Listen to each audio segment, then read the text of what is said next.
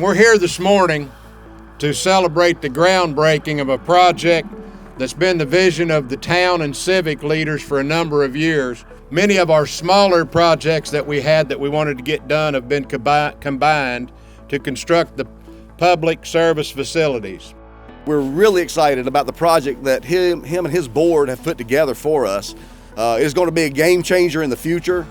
With this new station, we'll have a better response time. We'll have more people on the scene.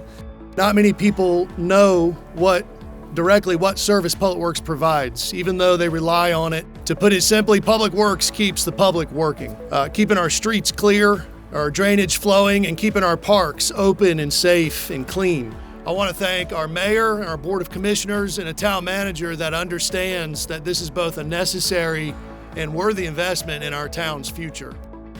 To build a beautiful building, you need a great design partner. So this was a collaborative design build project. Edifice and Creech Associates teamed together, and we teamed with Optima Engineering, Stewart Engineering, McKim Creed.